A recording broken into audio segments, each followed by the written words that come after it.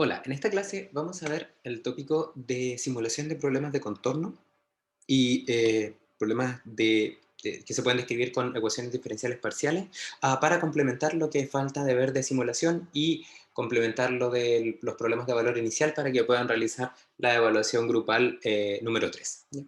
Entonces, como para poner contexto, como lo hacemos siempre, estábamos conversando de que en los sistemas en ingeniería química siempre llegamos a la conclusión de que en general son no lineales producto de las distintas bilinealidades que aportan los elementos que aparecen en las distintas ecuaciones de conservación y que ahora la podemos describir como una ecuación de esta manera, de estas características, donde vamos a hacer una pequeña modificación en la notación, ¿ya? Y que básicamente es la siguiente.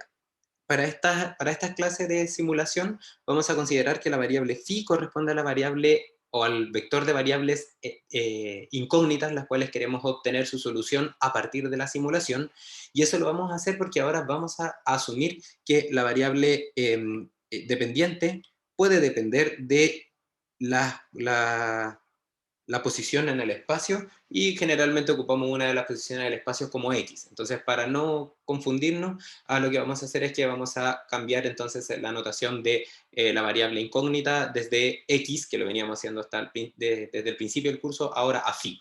Entendiendo entonces que phi puede depender de X y en este caso X va a corresponder a una coordenada espacial. Entonces eso es lo que aparece acá. Phi va a ser ahora las variables dependientes o estados. U va a seguir siendo las variables de contorno, aquellas que yo me doy. Alfa van a ser los parámetros y lo que les había comentado, que ahora aparecen estas variables que son las independientes, que son las relacionadas con la posición y las que son relacionadas con el tiempo. Entonces esta ecuación tiene como varias dependencias, no es una ecuación, es una ecuación compleja quizás de resolver porque considera las dependencias de la variable dependiente respecto a elementos que son desde el punto de vista de la posición y también del tiempo. Y entonces básicamente los métodos de simulación o de resolución de estos sistemas, ya que tienen estas dependencias, son un poco más complejos, pero finalmente lo podemos llevar a que son un conjunto de métodos numéricos de resolución que están basados en linealizaciones sucesivas y que fundamentalmente lo que vamos a hacer entonces es aprovechar que ya conocemos cómo se resuelven los sistemas algebraicos y los sistemas que se describen con ecuaciones diferenciales ordinarias o problemas de valor inicial, ¿ya? De tal manera de entonces aplicar una transformación al problema que puede depender de la derivada en el tiempo y en la posición de la variable dependiente, de tal manera de transformarlo en un problema que sea algebraico o en un problema que sea descrito en ecuaciones diferenciales ordinarias, y a partir de eso entonces vamos a poder trabajar con los métodos que ya conocíamos, en este caso de valor inicial y en este caso el método de simulación algebraica, por ejemplo Newton, o por ejemplo el método de punto fijo. Entonces lo que vamos a ver en esta clase es en qué se basa esta transformación y cómo se aplica para resolver algunos problemas que son como clásicos, ¿ya? Entonces, comentarles que como vamos a trabajar con esto, con esta transformación, entonces vamos a recurrir a lo que ya conocemos, que es métodos de simulación estacionaria, o algebraica, lo que quiere decir entonces que la transformación nos podría llevar a un problema como este, donde voy a tener un equivalente discretizado o un equivalente transformado que va a ser una ecuación algebraica y que se va a resolver con los métodos de resolución algebraica, por ejemplo, el método de Newton, o también lo que podemos hacer es transformarlo, como les decía, si es que, por ejemplo, existe una dependencia temporal, quizás entonces va a ser mejor que la transformación la dejemos dependiente del tiempo y entonces vamos a trabajar con un sistema de ecuaciones diferenciales ordinario. Entonces, para esto, primero un poco de contexto en el sentido de que lo que les voy a contar ahora, o sea, el método de transformación, es uno de varios métodos de transformación que existen. Ya, yo les voy a contar solo uno, que es el método de las diferencias finitas. Ya, pero hay otros métodos que están basados, otros métodos numéricos, que están basados en otras aproximaciones. ¿Ya? Y en particular me refiero a las que aparece acá como más usados en ingeniería química, ya que lo que vamos a ver en esta clase son métodos de diferencias finitas, pero también hay otros métodos eh, de transformar diferenciales en diferencias que son mucho más inteligentes que las diferencias finitas y que están basados en algunos conceptos de colocación ortogonal. Ya existen algunos, en el libro, uno de los libros guía del curso, que es el libro de Rice, tiene tiene un tratamiento bastante interesante, bastante pedagógico y extenso del método de colocación ortogonal, que si es que les interesa un poco más sobre el tema, pueden recurrir a ese texto y por supuesto me pueden preguntar. Ok, los problemas que trabajemos que sean descritos con estos sistemas de ecuaciones diferenciales parciales o PDEs, ¿ya? Generalmente también se conocen como problemas de parámetros distribuidos. ¿Ya? El nombre quizás no es muy bueno porque parámetro entendemos que es algo invariante, pero bueno, generalmente se encuentran así en la literatura. ¿Ya? Se llaman problemas de parámetros distribuidos o quizás siendo un poco más purista, problemas de variables distribuidas, porque básicamente aparecen cuando, como les comentaba, la variable dependiente, la variable conservativa, la variable que queremos describir, depende no solamente del tiempo y de las variables de decisión, sino que también de la posición. Existen más de una variable independiente. Entonces, ¿cuándo es necesario hacer esto? Cuando el sistema al cual queremos modelar requiere que exista una descripción espacial de la variable. ¿Ya? No siempre es bueno hacerlo porque si bien siempre podemos llegar a la conclusión de que las variables dependientes dependen de la posición, lo cierto es que hay algunos sistemas, por ejemplo, sistemas agitados, que su dependencia es despreciable o mejor aún el supuesto de que la agitación es buena es mucho, como que generan mayores beneficios que resolver un sistema de ecuaciones muy complejo porque nos va a entregar resultados muy parecidos. ¿Ya? Entonces, la representación que ustedes ven acá ya corresponde a un volumen de control en el cual plantearíamos las ecuaciones conservativas para obtener la descripción de la variable o las variables phi. ¿Ya? Por ejemplo, en este caso asumimos un volumen de control rectangular, puede tener otras geometrías y básicamente va a aplicar la misma idea. ¿Ya? Entonces, cuando sucede que la variable dependiente, que generalmente corresponde a la propiedad conservativa, ¿ya? Tiene esta dependencia espacial, uno tiene que aplicar primero aplicar las ecuaciones de conservación en un volumen de control diferencial, como el que ustedes ven acá, y a partir de eso entonces luego aplicar Taylor, como lo hemos hecho antes, y finalmente entonces llegar a una representación que describa el comportamiento de la variable en función del tiempo y en función de la posición, ya como el que aparece un poco más abajo. ¿Ya? Entonces, esta ecuación que está acá representa una especie como de notación bien general respecto a las ecuaciones conservativas que aparecen en este tipo de geometría y en este tipo de elementos, donde tenemos al lado izquierdo perdón, de la ecuación de la igualdad el término acumulativo, o sea, aquí corresponde entonces a la parcial de la variable dependiente en función del tiempo, ¿ya? Lo que pasa dentro del volumen de control, y luego lo que pasa fuera del volumen de control, lo que traspasa del volumen de control, lo cual puede deberse a fenómenos convectivos, y aquí está el operador en habla que básicamente transforma entonces esta dependencia phi por v, siendo v la velocidad, en una derivada que depende, o sea, una derivada que tiene la componente espacial x, y, z, o la componente espacial r, θ y h, dependiendo de la geometría que estemos trabajando.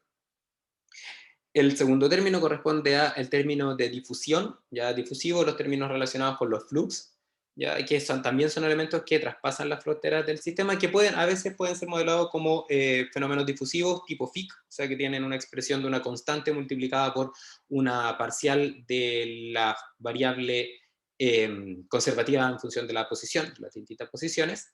Y tenemos el último término, que es el término de la generación, ¿ya? Y esta ecuación se puede aplicar para cualquier tipo de propiedad conservativa, entendiendo, por ejemplo, que si queremos hacer un balance de materia, ya entonces lo que hay que hacer acá sería reemplazar por el método, por la phi por la densidad, o sea, por ρ, y entonces tendríamos la ecuación de continuidad, donde por supuesto la generación sería nula porque sería entonces el término del balance de materia total.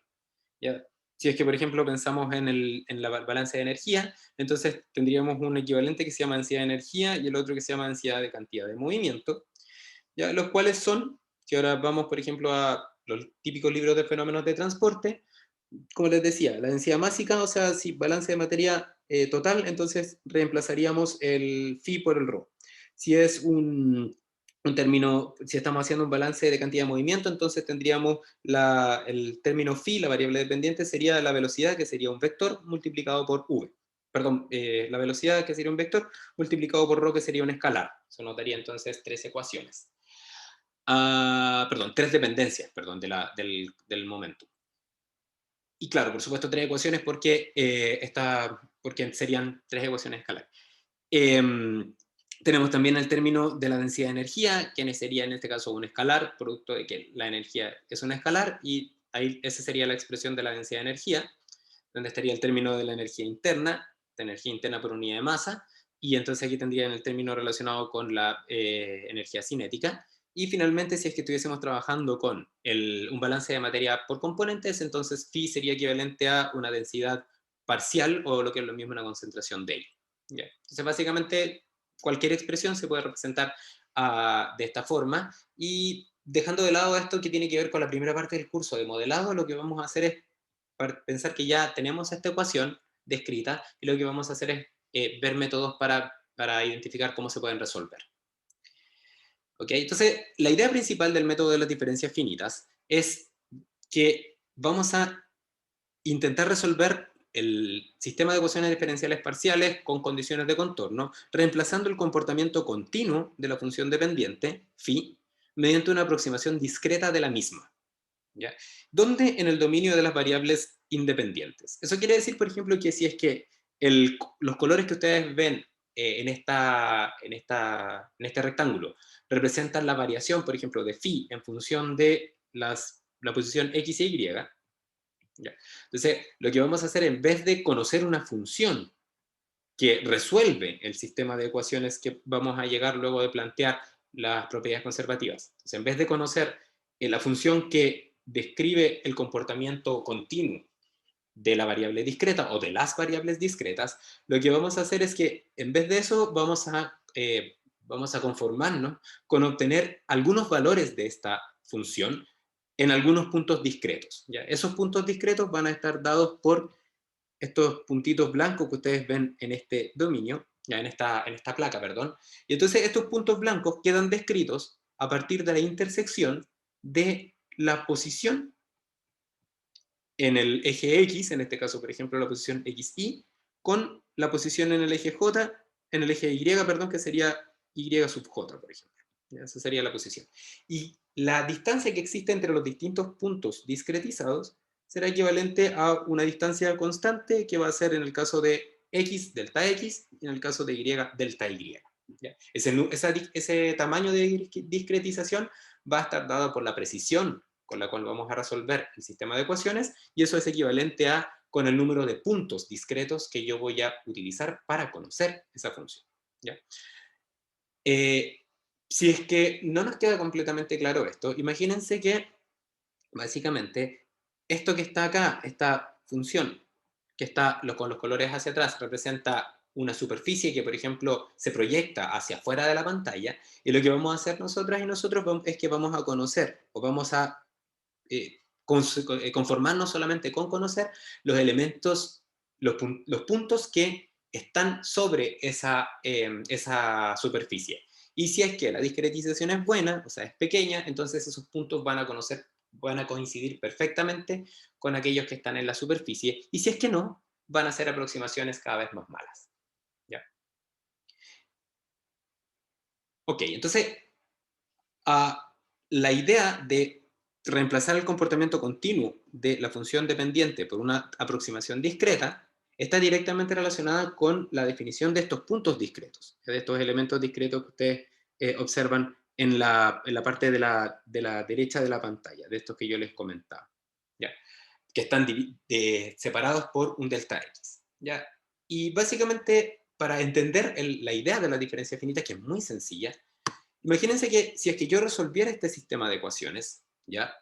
El cual puede ser muy complejo y que incluso puede no tener una solución analítica, pero asumamos que sí conocemos la solución analítica. La solución analítica va a estar dada, por ejemplo, por esta función f, ¿ya? Que básicamente, ¿qué significa esa función f? Que si yo tomo esta función f y la derivo con respecto al tiempo, la derivo con respecto, perdón, a x, df a dx, df a dy, df a dz, o sea, hago las derivadas parciales correspondientes, asumiendo que conozco la expresión, y luego reemplazo en el sistema de ecuaciones, entonces la igualdad se debiese cumplir. ¿Ya? Eso quiere decir entonces que ustedes llegarían a que si es que f se conoce y derivamos, entonces la derivada que reemplazaríamos a la izquierda de la ecuación coincidiría con lo que está a la derecha de la ecuación, y eso debiese coincidir para todo x, para todo y, para todo z, para todo tiempo, dentro del dominio en el cual vamos a encontrar la solución. Entonces, como recapitulando, cuando tenemos una solución analítica, entonces esa solución analítica, para que sea solución, tiene que cumplir con el sistema de ecuaciones, lo cual se puede comprobar derivando, aplicando la parcial respecto a las variables independientes, y entonces reemplazando en el modelo para ver que la igualdad se cumpla. Y si ahora pasamos esa misma idea, pero ahora los puntos discretos, ya que ahora nos vamos al lado derecho de la pantalla, hacia acá, ¿ya?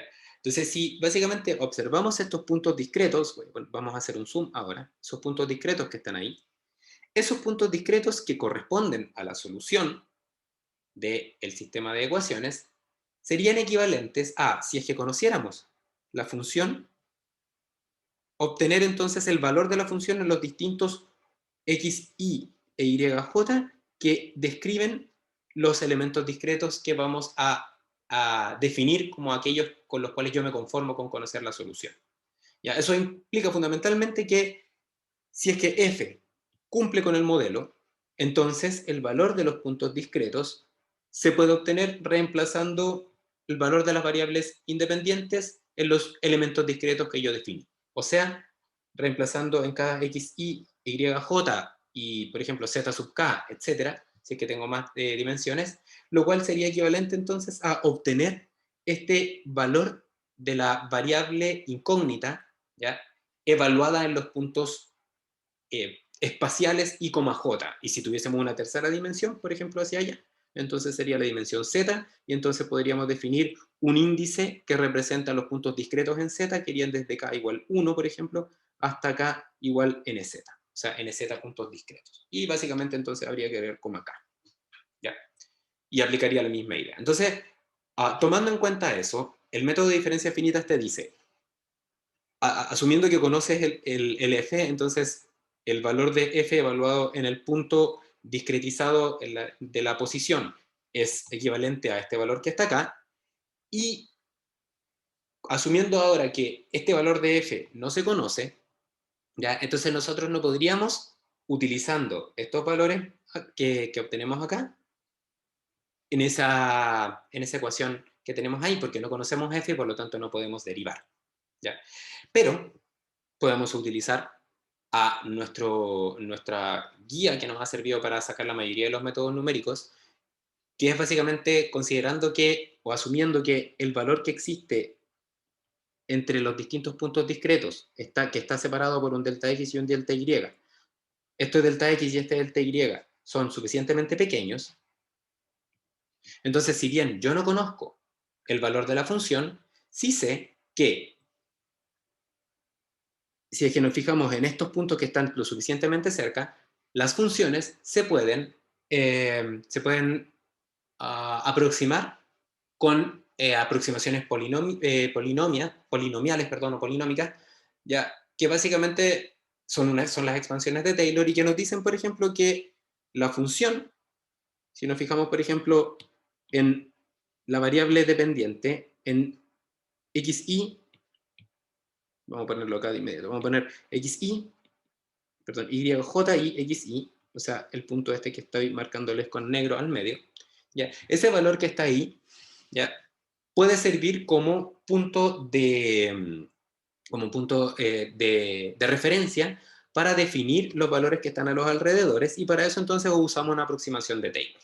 Ya, por ejemplo, si queremos describir cómo cambia en función de x, ya, o sea, hacia el lado, la variable phi y j, entonces lo que sabríamos es que hacia adelante, o sea, donde hay un delta x hacia adelante, sabríamos que entonces phi en xy más delta x, o sea, el valor que les voy a marcar con magenta, ese valor que está ahí, se puede describir utilizando Taylor, ¿ya?, mediante el valor que está a la izquierda, más la derivada de ese valor con respecto a x, porque estamos evaluando cómo cambia hacia la derecha, no hacia arriba, ¿ya? O sea, sería la parcial, multiplicado por el tamaño del cambio, por delta x. Y por supuesto podemos usar aproximaciones más importantes, eso quiere decir entonces a sumar, por ejemplo, aproximaciones de segundo orden y orden 3, y así sucesivamente. Entonces eso sería una aproximación de Taylor. Y si hacemos la aproximación de Taylor alrededor del punto i, j, y entonces truncamos desde solamente conservamos el término de la primera derivada, entonces si bien no conocemos el valor de f, por lo tanto no podemos calcular la derivada, no podemos hacer un df a dx, sí sabemos que alrededor del i, j, la derivada de f se puede expresar como esa diferencia, ¿no es cierto? Que es equivalente a tirar eso a 0 y tirar eso a 0. Entonces despejamos y obtenemos entonces que la derivada de f, si es que los puntos son suficientemente cerca, se puede representar la parcial con respecto a x como el valor de la función hacia la derecha menos el valor de la función en el centro partido por el delta x, ya que sería básicamente como la definición de la derivada antes de aplicar el límite, ¿no es cierto? Y si queremos aplicar lo mismo, pero ahora si es que nos fijamos hacia atrás, ¿ya? O sea, eso quiere decir ahora si es que quiero ahora describir ese punto, pero ahora considerando el punto, perdón, si es que quiero describir el punto de la izquierda, utilizando entonces información en el i, j, entonces lo que habría que hacer sería una aproximación de Taylor, pero ahora hacia el otro lado, ¿cierto? xy menos delta x, y que sería equivalente al valor, el punto de referencia, por la derivada evaluada en ese punto, por menos delta x, porque ahora vamos a la izquierda, ¿ok? Y por supuesto aparecerían los otros términos de orden 2 y orden 3. Si truncamos nuevamente el término de orden 2 y orden 3, entonces vamos a tener una aproximación de la primera derivada, pero ahora conociendo o relacionando, perdón, el valor de la izquierda. ¿Ya? En este caso, esa aproximación de la derivada se llama aproximación de la derivada de primer orden. ¿Por qué se llama de primer orden? Porque eliminamos los términos de orden 2 en adelante, y en este caso se hará en retroceso porque estamos pensando o necesitamos o estamos haciendo que dependa esta derivada de la variable que está a la izquierda, o sea, retrocediendo en el eje X. Y en el caso anterior va a ser una aproximación de primer orden, ¿ya? ¿Por qué de primer orden? Porque nuevamente los términos de orden 2 y orden 3 se eliminaron, o sea, queda solamente la aproximación lineal de Taylor, y en este caso sería en adelanto porque relaciona el valor punto de referencia con el valor hacia la derecha del eje X. ¿Ya? Y si queremos hacerlo para el eje Y, sería lo mismo.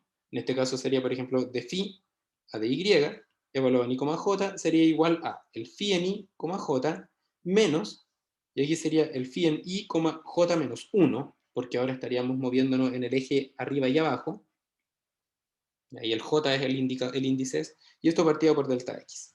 ¿Ya? Ahí entonces sería la expresión de la relación discretizada con respecto a la variable Y. Y aquí, perdón, me equivoqué, no es con un delta X, sino que sería partido por un delta Y. ¿Ok? Y ese sería con respecto a ahí. Entonces, esas aproximaciones son de primer orden, y sí, lo que implica, perdón, que estamos asumiendo que entre estos puntos ¿ya? Existen líneas rectas, o sea, entre este punto y este punto, lo que une las cosas son líneas rectas, ¿ya? Y hacia arriba y hacia abajo también. Entonces, las aproximaciones de primer orden implican, por ejemplo, que si tenemos una función phi, función de x e y, que tiene, por ejemplo, algo como esto, que tiene una forma como esa, ¿ya? Que esa sería la solución analítica, entonces, definir los puntos discretos implica que utilizando la aproximación de primer orden, implica básicamente que la relación que hay entre estos dos puntos son puras líneas rectas. Eso quiere decir entonces que estos son planos. Entonces una aproximación de primer orden sería equivalente a la reconstrucción de una superficie obtenida analíticamente usando solamente tapas que son planas. ¿Ya? Entonces, por supuesto, mientras más pequeñas sean las tapas, o sea, mientras menor distancia existe entre el delta X y el delta Y, o sea, mientras más pequeño sea el delta Y y el delta X, mejor va a ser la representación usando esos planos. ¿Ya?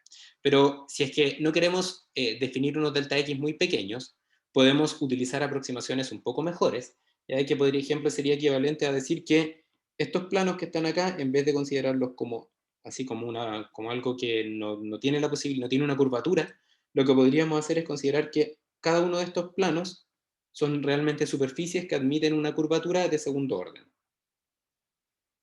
¿Ya? Y eso es equivalente entonces a, en vez de truncar las expresiones de las derivadas de Taylor desde el orden 2 en adelante, pues deberíamos truncarlas desde el orden 3 en adelante. Truncar entonces desde el orden 3 en adelante.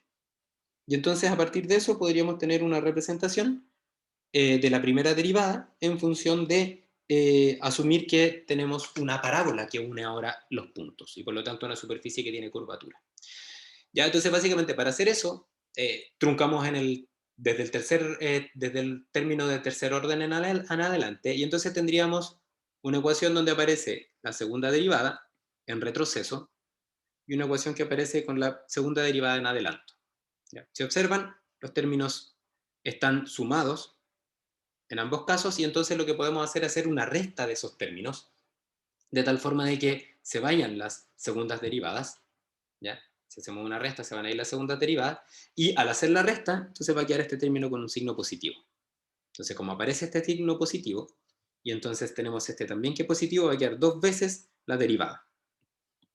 Entonces, luego de hacer la resta, entonces transformamos todo en una sola ecuación y esa única ecuación, despejando la derivada, nos va a quedar este término que aparece acá, donde en este caso tenemos una relación entre la variable que está hacia la derecha, la variable que está a la izquierda y el valor en el centro, y j. Y esta ecuación representaría una aproximación de segundo orden de la primera derivada, y sería una aproximación de segundo orden porque ahora truncamos desde el tercero en adelante, y en este caso se llama aproximación de segundo orden central porque relaciona la derivada en i, j con el valor de la derecha y con el valor de la izquierda. ¿Okay? Y esa aproximación de segundo orden central también se puede obtener para la segunda derivada. Ya en este caso para la segunda derivada, donde lo que tendríamos que hacer sería nuevamente partir de la aproximación de Taylor, y aquí les comentaba hace un momento, ¿ya? Y esa aproximación de Taylor perdón, ambas aproximaciones de Taylor, en vez de restarlas, ahora sumarlas, ¿ya?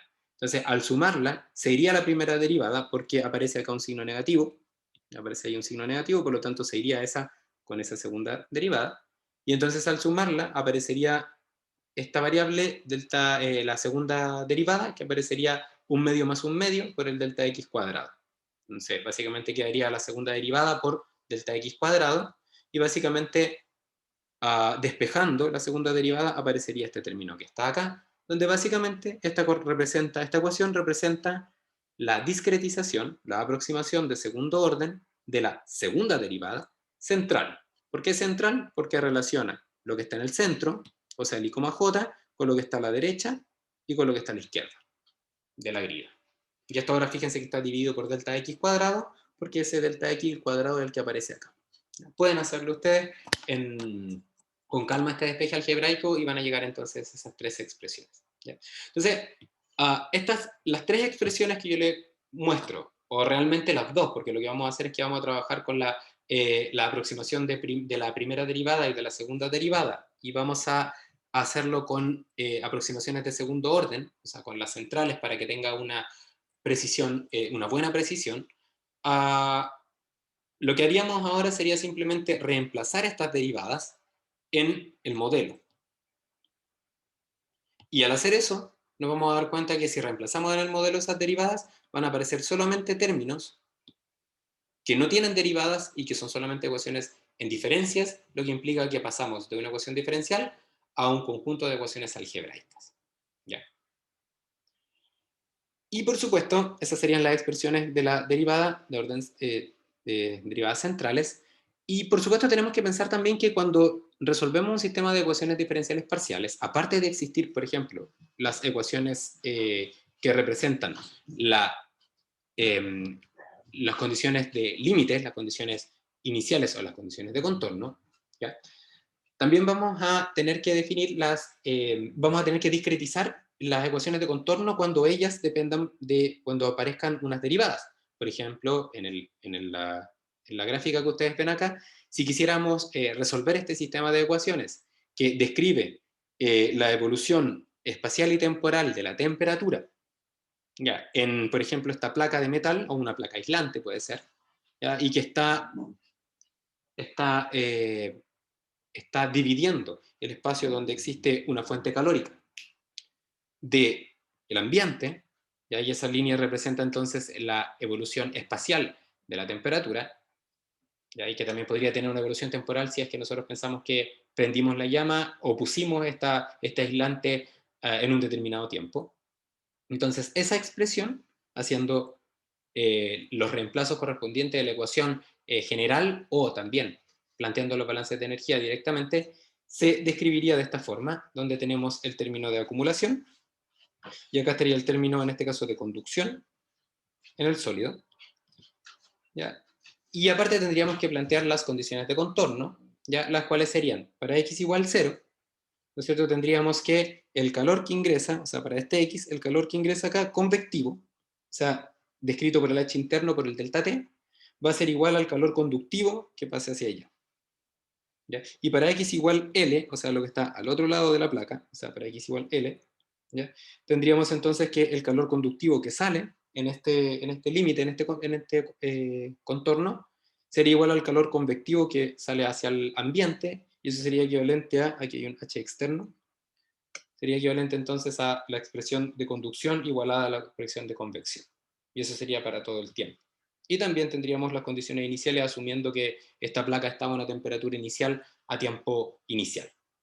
Entonces, esta expresión, bueno, no podemos entrar en detalle en esto porque es una ecuación de estas clásicas de conducción transiente.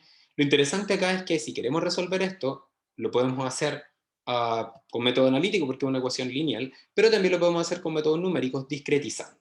Entonces, para discretizar, como les decía, nosotros no sabemos cuál es la función que describe la dependencia de la temperatura en función de x y de t. Ya, no sabemos esta expresión, f de x, t, no la conocemos.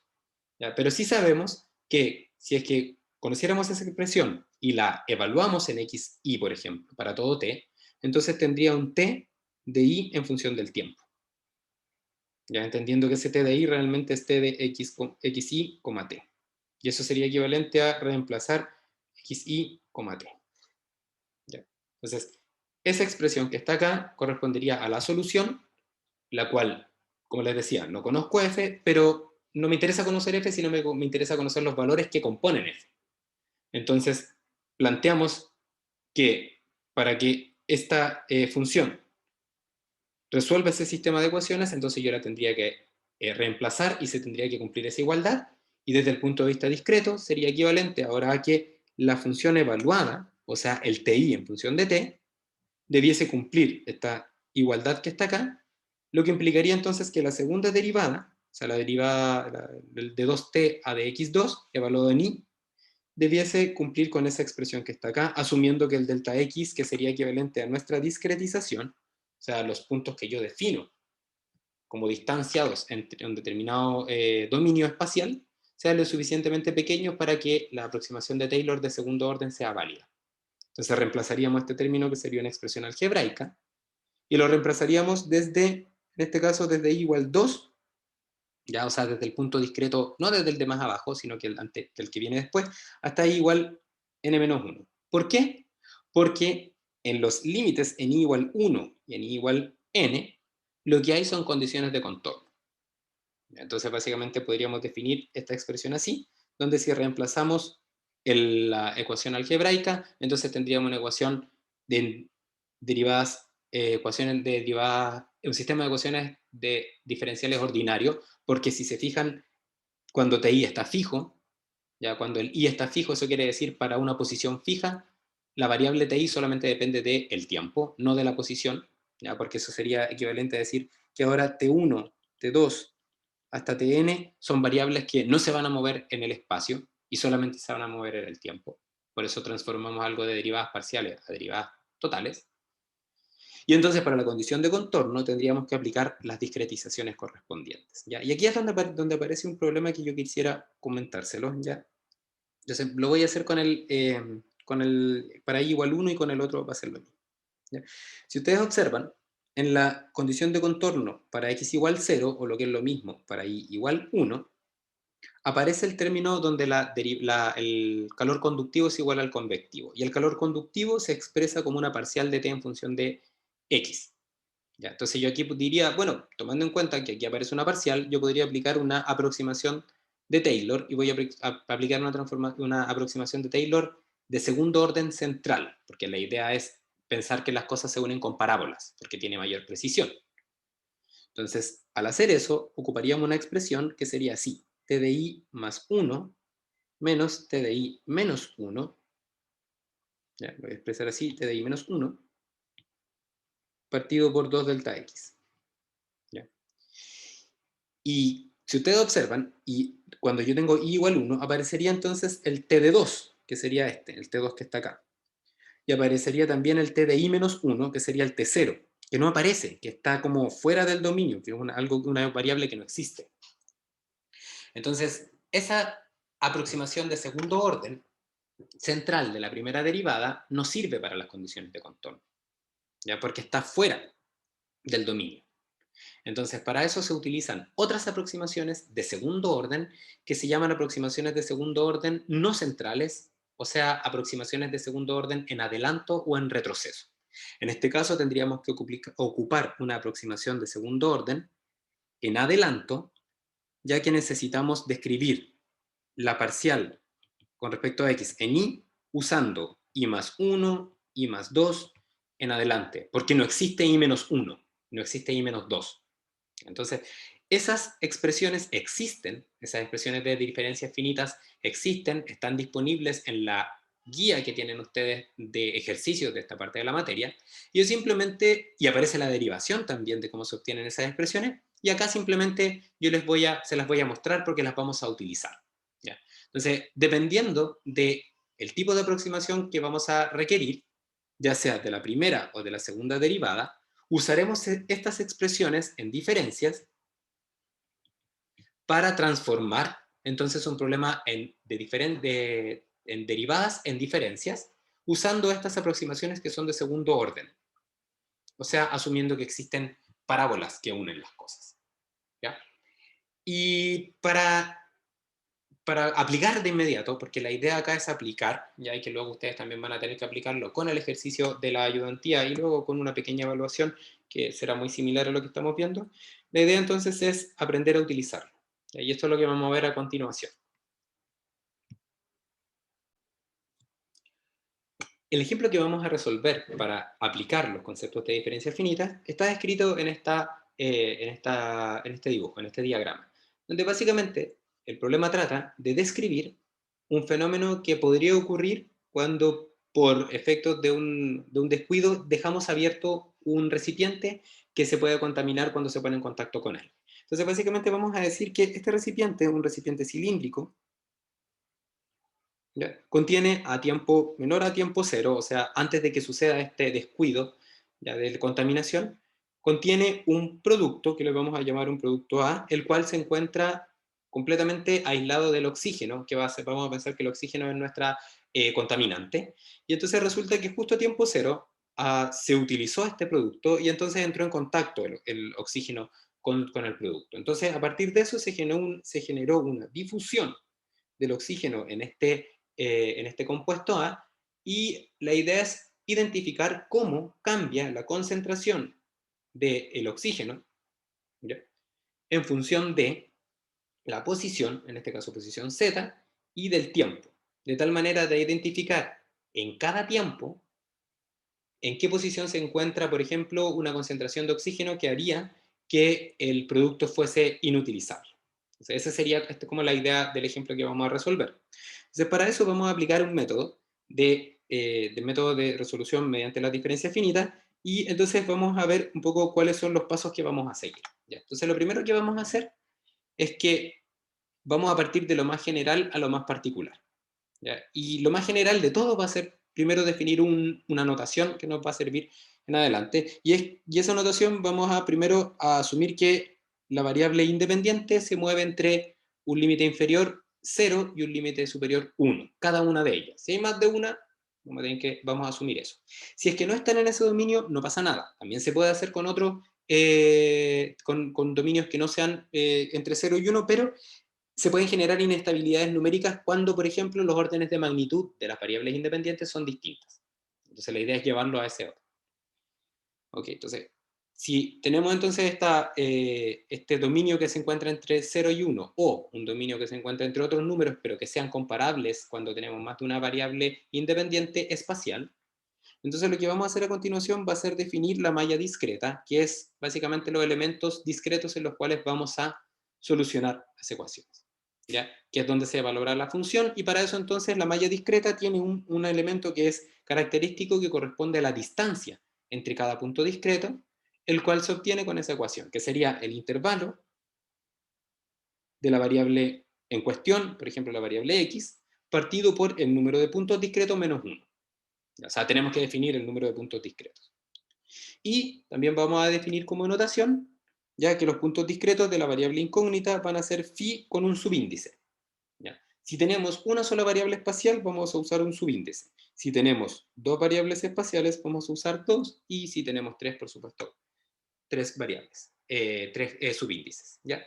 Eso tiene que ver con notación. Y esta es la parte más general porque vamos a, de alguna manera estamos como planteando el problema para poder resolverlo, ¿ya? Y esto va a implicar algunas cosas que es bueno que lo tengamos presente, que es que vamos a utilizar como notación las aproximaciones de segundo orden, ya para cada una de las derivadas, y en este caso vamos a hacerlo solamente con x, pero vamos a ver cómo se hace con y. Básicamente sería que la parcial de phi con respecto a x, entendiendo que x es la coordenada izquierda-derecha, que tiene asociado entonces un subíndice i, va a ser equivalente a, utilizando una aproximación de segundo orden central, a, en el punto phi sub i, el valor del phi sub i a la derecha menos el valor del phi sub i a la izquierda, partido por dos veces la distancia que hay entre cada uno de los elementos. ¿Ya? Esto sería de primer orden central. Si queremos verlo con respecto a la otra dimensión, por ejemplo la dimensión y, entonces también tendríamos un eje que habría que discretizar en y, el cual tendría un subíndice j que iría desde 1 hasta ny, y entonces la parcial de phi con respecto a y en y, j, porque ahora tendríamos dos posiciones, sería igual en este caso a de phi de y, j más 1, menos phi de y, j menos 1, mantenemos fijo el x porque estamos haciendo la derivada con respecto a y, partido por dos veces delta y. Ya. Y lo mismo se puede aplicar, y que queda como, si quieren ustedes hacerlo para llegar a esta misma ecuación, con las derivadas de segundo orden. ¿Ya? Y estas derivadas de primer y segundo orden son las que ocupamos finalmente en los modelos. En ingeniería química es raro encontrarse derivadas de un orden mayor. Entonces, con eso estamos bien. Entonces, tenemos lista la notación y básicamente, como les comentaba, la idea era intentar obtener un modelo dimensional. Entonces, reemplazar la derivada por su aproximación para obtener un modelo discreto. Y esto lo vamos a hacer primero dentro. ¿Dentro de qué? Del volumen de control. ¿Por qué dentro del volumen de control? Porque dentro del volumen de control los modelos son bien generales y las particularidades de los volúmenes, de las particularidades, perdón, de los modelos, tienen que ver fundamentalmente con las condiciones de contorno. Entonces, primero trabajamos solamente con el volumen de control, o sea, no en los extremos, y luego nos preocupamos de los extremos. Y aquí entonces vamos a encontrarnos con, una vez que tratamos lo que hay dentro del volumen de control y lo que está en las condiciones de contorno, nos vamos a encontrar con un problema que ya no va a ser descrito por un sistema de ecuaciones parciales, con problemas de contorno, sino más bien va a ser un problema que, si es que había, por ejemplo, dependencia temporal, o si es que no había dependencia temporal, vamos a encontrarnos con dos posibilidades. Entonces, si el tiempo no aparece, o sea, si no es un problema transiente, solamente tiene derivaciones, tiene dependencia espacial, entonces aplicar esto nos va a implicar tener al final un problema algebraico, el cual se va a resolver con métodos algebraicos. Por otro lado, si es que existía el tiempo como variable independiente, puesto que discretizamos solo con respecto a la posición, entonces lo que vamos a obtener es un problema descrito con un sistema de ecuaciones diferenciales ordinarias, ya el cual se va a resolver utilizando el método de Euler, el método de Runge-Kutta, etc. ¿Ya?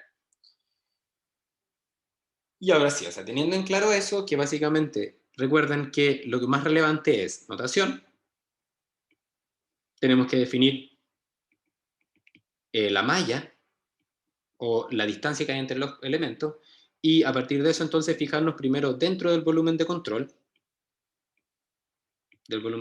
y luego las condiciones de contorno. Todos estos pasos aplicados en ese orden va a ser equivalente a la transformación,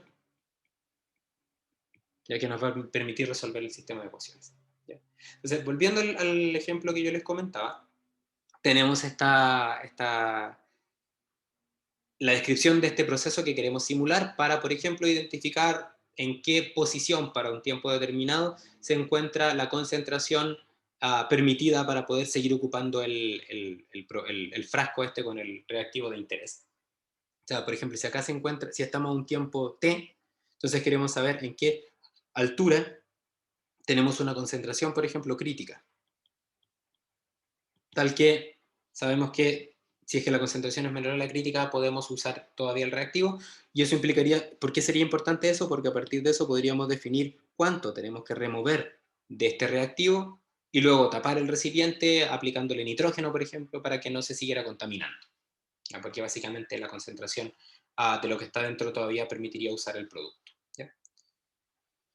Y básicamente para hacer eso lo que tendríamos que identificar sería que queremos emular, por ejemplo, la evolución de la concentración, en este caso del oxígeno, que aparece como ahí, en función de la posición y del tiempo. ¿Ya? Y para eso tendríamos que aplicar un balance de materia por componentes, porque queremos saber cómo cambia la concentración en función de la posición y del tiempo, y entonces tendríamos que definir un volumen de control como el que ustedes ven acá, que sería un cilindro. ¿Ya?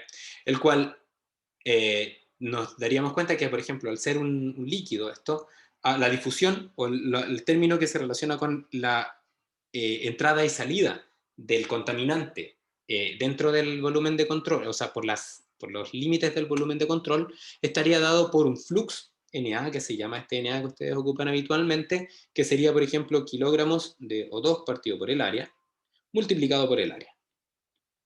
¿No es cierto? Y esto sería multiplicado por el área, que sería, por ejemplo, en función de metros cuadrados. Y eso sería lo que ingresa al volumen de control.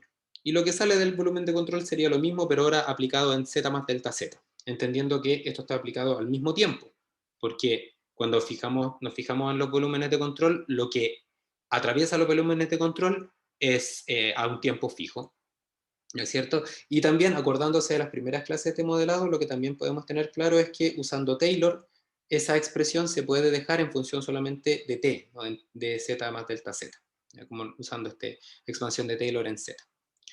¿Ya? Y la acumulación que se genera en este volumen de control, que tiene una altura de delta z, va a ser el delta volumen, que sería A por delta z, multiplicado por la parcial de CA con respecto a t.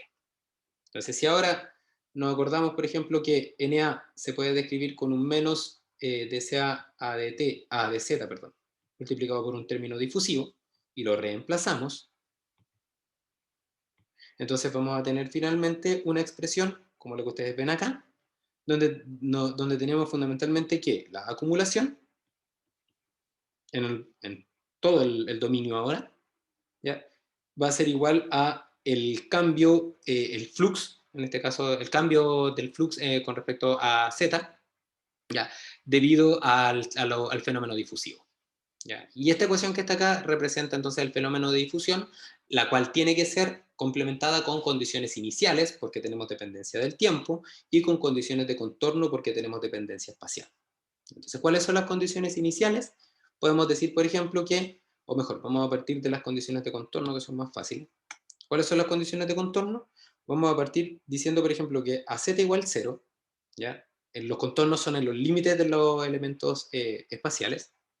Entonces, a z igual 0, sucedió que vamos a asumir que el oxígeno ingresó acá de manera espontánea, lo cual es un buen supuesto si es que la difusión es lenta, o sea, que la dinámica de que el oxígeno llene todo el espacio en ese espacio, en ese lugar que está entre la tapa y la interfaz del el reactivo, es despreciable en función de la difusividad y entonces el tiempo que demora en que vaya difundiendo el contaminante en este, en este reactivo. Entonces vamos a asumir que entonces, el oxígeno inmediato ingresa ahí y entonces su concentración está fija, y eso entonces va a implicar que la concentración Entonces, a z igual 0, ¿ya? Para todo t, va a ser igual a la concentración de, vamos a llamarlo una concentración de equilibrio, ya que sería la concentración de saturación en el líquido, ya que generalmente se puede expresar como, una constante de reparto o una constante de equilibrio multiplicada por la concentración, en este caso del oxígeno en la fase gas. ¿Ya? Y para z igual L, ¿ya? Entonces si llegamos hasta el fondo, vamos a identificar que básicamente hay dos cosas que van a pasar ahí, que tienen la misma expresión. Primero, que por supuesto si uno sigue hacia abajo, no va a seguir cambiando la concentración en función de z, porque no se puede llegar más abajo. Entonces, eso sería equivalente a decir que de CA a dz, en z, t, va a ser igual a 0. ¿Ya? En z igual a n. O también eso implica que, como aquí aparece una derivada en función de z y eso es igual a 0, también se puede entender como que en z igual L tenemos un CA mínimo. Lo que implica como condición de mínimo que la derivada con respecto a z va a ser igual a 0. En ambos casos la expresión condición de contorno es la misma. ¿Ya? Y como condición inicial vamos a asumir lo siguiente. ¿Ya? Tomando en cuenta que esto estaba sin contaminante, entonces podemos decir que la concentración C sub a tiempo igual 0 para todo z, ¿ya? Para el valor de z, ¿ya? Va a ser igual a 0. Pero eso va a ser para z mayor que 0. ¿Ya? ¿Por qué no en z igual a 0? Porque resulta que en z igual a 0 asumimos que la concentración de inmediato es la concentración de saturación. Entonces esta condición inicial va a servir para todos los puntos que estén por debajo del z igual 0. O sea, de ahí para allá. ¿Qué implica eso? Fundamentalmente que de acá se puede derivar la condición inicial para t igual 0 y para z igual 0, que sería igual a el CA de saturación, ¿ya? Porque básicamente esa condición coincide con la condición de contorno también. Entonces, las condiciones de contorno, ahora expresadas de manera como más formal, están dadas acá, donde tenemos entonces dependencia con respecto a la posición y dependencia con respecto al tiempo, ¿ya? Y lo necesitamos, como les decía, porque tenemos ese modelo. Entonces, aplicando el método de resolución de ecuaciones diferenciales parciales o problemas de contorno, usando el método de diferencia finita, lo que habría que hacer a continuación sería adimensionalizar, ¿ya? De tal manera de que el dominio Z pasa a ser un dominio chi, el cual depende entre 0 y 1. ¿Ya? Y en este caso el Z es un dominio que está entre 0 y L, entendiendo que L es la longitud del frasco. ¿Ya? Entonces, para adimensionalizar hay bastantes formas de trabajar, muchos enfoques, pero generalmente algo que siempre funciona es, primero, enfocarse en el z y básicamente entonces decir que, por ejemplo, la variable chi va a ser igual a z partido por la distancia que existiría, vamos a decir, partido por no vamos a poner delta z para no confundir, partido en este caso por L, porque de esa forma todo quedaría entre 0 y 1. ¿Ya? Y las adimensionalizaciones también se pueden hacer con respecto a las otras variables. Ya, por ejemplo, una dimensionalización clásica que no es muy difícil de obtener es, por ejemplo, decir que phi es igual a el CA partido por el CA máximo o el CA de saturación. Entonces eso ya ahora ya va a tener unidades que va a ir entre 0 y 1. 0 cuando no hay concentración de oxígeno y 1 cuando la concentración es la concentración de saturación. Y a partir de eso, entonces, la variable tiempo se puede describir a partir del reemplazo de phi y de chi en el modelo. ¿Ya? Entonces queda algo como esto. ¿Ya? Phi queda descrito de esta manera y la variable adimensional tiempo, tau, es una consecuencia de entonces tomar todos los términos que quedan al reemplazar chi y phi. ¿Ya? Y bueno, las condiciones de contorno van a ser muy similares en el caso, por ejemplo, condición de contorno 1, que para z igual 0, o sea, para chi igual 0, CA era igual a CA asterisco, lo que implica que phi es igual a 1. ¿Ya? Y para chi igual 1, que era equivalente a z igual 0, entonces de phi de chi va a ser igual a 0. ¿Ya? Y finalmente tenemos que phi va a ser igual a 0, para todo chi que sea mayor que 0, porque habíamos dicho que CA es igual a 0, para todo z mayor que 0, para t igual a 0, lo cual implica que esto también aplica para tau igual a 0, siendo tau la variable discreta, porque el t aparece ahí. ¿Ya? Entonces, esa expresión corresponde a el modelo en ecuaciones diferenciales, ¿ya? Y este ejemplo, ya entonces habría que resolverse. Entonces, la resolución de este problema implicaría lo que yo les comentaba. Primero, trabajar solamente dentro del volumen de control. Y entonces hacer la discretización, y en este caso la discretización la haríamos en la posición, entonces tendríamos chi es igual a 0, y acá tendríamos chi es igual a 1, y en vez de entonces trabajar con esta variable adimensionalizada, que es continua, trabajaríamos con equivalentes discretos, que sería el índice que representa cada posición, ¿ya? Donde la distancia que hay entre cada uno de estos valores sería igual al delta chi, ya que sería un valor que definiríamos una vez que dejamos fijo el valor del número de puntos discretos. Ya, si son 10, 100, por ejemplo, entonces el valor de delta chi queda descrito a partir de la expresión esta delta chi es igual a 1, que es el intervalo de la variable adimensionalizada, por nz menos 1. Sería el valor de delta z. Entonces, ahora trabajaríamos con esa nueva variable, lo que implicaría entonces que tenemos una función phi, ya que vamos a obtener sus valores discretos, que van a depender del tiempo, por supuesto, y lo que habría que hacer entonces es tomar el modelo dentro del volumen de control, eso quiere decir que va a ir desde i igual 2, no el primer elemento porque eso es condición de contorno, hasta nz menos 1, o sea, hasta el valor anterior, olvidándose del chi en i igual nz porque eso es también condición de contorno. Entonces, aquí estaría entonces la expresión, ¿ya? La cual implicaría evaluar la derivada en función, evaluar la derivada en cada punto, y como les comentaba, en este caso la segunda derivada, que es la que nos interesa, tiene una expresión de aproximación en diferencia de segundo orden dada por esa expresión que está ahí. Entonces, esta ecuación, cuando reemplazamos, quedaría un de phi a dt. ¿Por qué una derivada parcial? Porque ahora cada uno de estos elementos representa un phi sub i, fijo en el tiempo, no depende perdón, fijo en la posición, no depende del tiempo. O sea, de phi i a dt sería igual a la derivada 2 con respecto a chi, ya que su expresión algebraica sería 1 partido por delta chi cuadrado, ya que sería phi de i más 1 menos 2 veces phi de i más phi de i menos 1.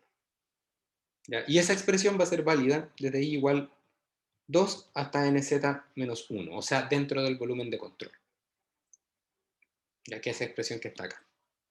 Y esa expresión, como es una ecuación diferencial que depende entonces del tiempo, necesitamos darle un valor inicial, y este valor inicial está dado por la condición de valor inicial que está en la descripción del problema. Entonces ahora si nos fijamos en la segunda parte del procedimiento, que correspondería a fijarse en las condiciones de contorno, entonces tendríamos que evaluar para i igual 1 y para i igual nz. ¿Cómo lo haríamos? En el caso de i igual 1, evaluaríamos entonces la condición de contorno para chi igual 0. Y sabemos que para chi igual 0 tenemos que phi es igual a 1, lo que implicaría que tendríamos phi de i es igual a 1 para i igual 1. Y esto es para todo tiempo. ¿Ya?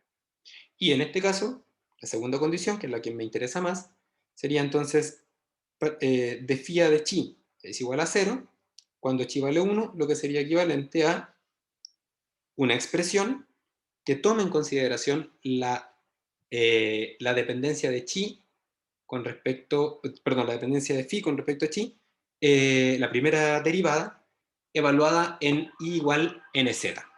Entonces tendríamos de phi sub i a de chi es igual a 0, para i igual nz, y esto sería para todo t. Entonces, si usamos la aproximación de segundo orden central, aparecería un phi de i más 1 menos phi de i menos 1 partido por 2 veces delta chi, y eso va a ser igual a 0. Esa sería la aproximación. El problema es que si hacemos eso, aparecería un término nz más 1, el cual no existe porque está fuera del dominio. Entonces, esta expresión no nos sirve. Entonces, ¿qué expresión nos sirve? Nos sirve una expresión que sea también una aproximación de la primera derivada, pero que en vez de considerar lo que está hacia abajo y hacia arriba del término en cuestión, requerimos una expresión que considere solamente términos que están hacia arriba, o sea, una expresión que tenga elementos en retroceso. Y los elementos en retroceso podemos utilizar nuestra tabla, ya de tal manera de que esa expresión podamos evaluarla y que no aparezcan entonces estas variables que no existen, y entonces usamos la aproximación en retroceso que aparece en la tabla que ustedes tienen en su PPT, y básicamente entonces la derivada consideraría el valor de i en nz-1 y en nz-2, o sea, solo valores conocidos. Y tendría una expresión que estaría dada por esa ecuación, ya que la podemos simplemente reemplazar. Entonces, si reemplazamos, al reemplazar entonces tenemos la primera derivada, o sea, la primera condición de contorno, que ya la conocemos, lo que pasaba dentro del volumen de control, y ahora aparecería esta condición de contorno en chi igual 1, o lo que es lo mismo en i igual nz, que correspondería a la representación algebraica de la derivada. Y entonces este sería el sistema de ecuaciones. Y este sistema de ecuaciones, fíjense que tiene una mezcla de cosas, porque esta es una ecuación algebraica, y acá aparece un sistema de ecuaciones diferenciales. ¿Ya? Entonces, si queremos resolver este sistema de ecuaciones usando los métodos que aprendimos, por ejemplo, de valor inicial, ¿ya? Que es la idea, entonces lo que tendríamos que hacer este sistema de ecuaciones es transformarlo completamente en un sistema ODE. Eso quiere decir que aparezcan las derivadas de todas las incógnitas. Y para eso entonces lo que se hace es derivar la primera expresión, la algebraica, y la última expresión que también es algebraica. Entonces al derivar, aparece ahora este sistema de ecuaciones, el cual es un sistema discretizado, equivalente, que es un sistema del tipo de phi a de t es igual a una función que depende de phi y de otros elementos. ¿Ya? Y esa función que depende solo de otros elementos es la que vamos a utilizar para resolver nuestro sistema. Este sistema de ecuaciones que está acá se puede resolver utilizando método de Euler o método de Runge-Kutta, y la expresión final, ya si quieren ustedes podrían, por ejemplo, tomar este término que está acá, dejarlo al lado izquierdo de la igualdad, y al lado derecho de la igualdad reemplazar esas expresiones con los valores anteriores del sistema de ecuaciones en i igual nz-1, en i igual nz-2. ¿Ya? Son reemplazos algebraicos, los cuales si ustedes lo hacen llegarán a una expresión como esta. ¿Ya? ¿Qué representa esta ecuación? Ahora sí, el sistema de ecuaciones diferenciales equivalentes discretizados, donde tenemos para i igual 1, para i desde 2 hasta nz menos 1 y para i igual nz. Y este sistema de ecuaciones diferenciales, este O de set, se va a resolver con el método de Euler o el método de Runge-Kutta. ¿Ya? Y aquí, de aquí en adelante es materia que ya podemos revisar y que ustedes pueden implementar para ver la evaluación. Entonces, básicamente, lo pueden hacer en MATLAB. Este video está acompañado del sistema de ecuaciones resuelto en MATLAB. Y ahí básicamente lo que obtendrían sería una evaluación temporal de los perfiles de concentración, entendiendo que ahora, en vez de conocer el continuo en phi, vamos a conocer solamente el phi de 1, phi de 2, hasta phi en nz, y todos esos en función del tiempo. Entonces, cada uno de ellos, por ejemplo, parte de un 0, con la excepción del primero que parte de 1, porque llega a saturación de inmediato, y entonces cada uno de esos elementos representa como a una posición fija, o sea, cada una de estas líneas representa posición fija, como entonces para esa misma posición el tiempo avanza de tal manera de que la concentración va aumentando. ¿Ya? Y entonces si quieren ver ustedes, por ejemplo, si definimos que el tiempo final, o sea, nos dimos cuenta de que el frasco estaba cerrado a tau igual 25, o 0,25, entonces lo que podríamos hacer es ahora graficar estos elementos que están acá en función de la posición, cada uno de ellos es una posición determinada, y entonces observaríamos que desde chi igual 0, para el tiempo fijo ahora, o sea, en este eje, obtendríamos entonces esa gráfica que básicamente nos diría que para poder utilizar el compuesto, ya tendríamos que eliminar lo que tiene una concentración menor a la crítica, que si la definimos, por ejemplo, como el 50% de la saturación, entonces tendríamos que eliminar acá, ¿ya? Tendríamos que remover algo así como podríamos decir que es como el 52% de todo el compuesto que está más cercano a la superficie. O sea, todo lo que está hacia abajo de eso se podría utilizar siempre y cuando se removiera el contaminante, o sea, se removiera la parte contaminada y también por ejemplo, aireara con nitrógeno. ¿Ya? Entonces, les dejo a ustedes la tarea de revisar los códigos que acompañan a este video, que revisen la ayudantía que tienen, que va a estar disponible durante la tarde, y con esa información entonces van a poder enfrentar de una manera bastante adecuada esta pequeña evaluación que vamos a hacer de estos tópicos, ya de ecuaciones diferenciales. Muchas gracias por su atención y nos vemos.